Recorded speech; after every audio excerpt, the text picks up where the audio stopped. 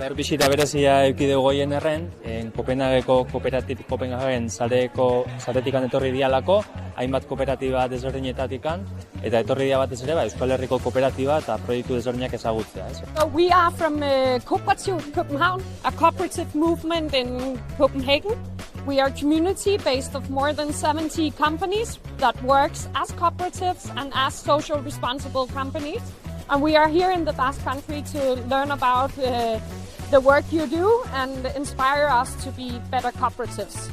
Olatukopen bidez, kasu honetan Goiener olatukopen parte gehalako, Goienerren ere bisita egin du beste bisita batzuekin batean.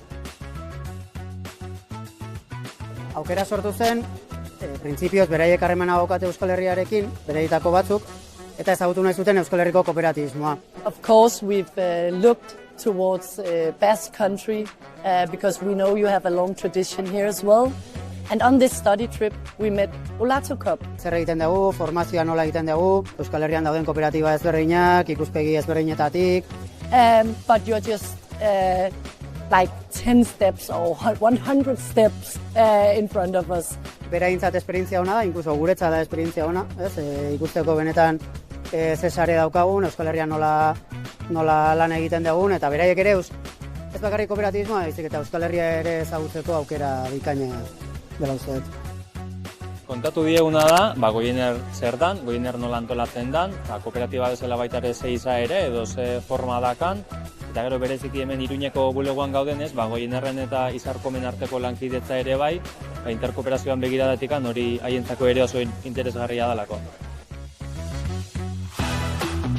Aste honetako plana da, saiatzea, Euskal Herriko geografian ibili eta kooperatiba ezberdinak ezagutu ez, hau da, Aiaraldean egon geha, gaur Iruñerrian, Nafarroan, gero iparraldera goaz, ez? Zaragotzeuen garrantzia da batetikan, gure esparru honetatikan kanpo ere ikustia, ezagutzia eta harremanak sortzia bestelako ekimen, bestelako kooperatiba eta bestelako sareekin.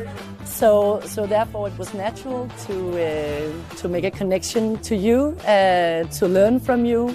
Alde berian laguntza egulako gu zertan gabiltzan beste begirada batzuetatik ikusten, eta gero harremanak lantziakin batea haiengan ikasten ere laguntzen dulako saretze honek. And it's been actually quite funny to experience how similar like the challenges and the needs and so on is for us as it has been for you.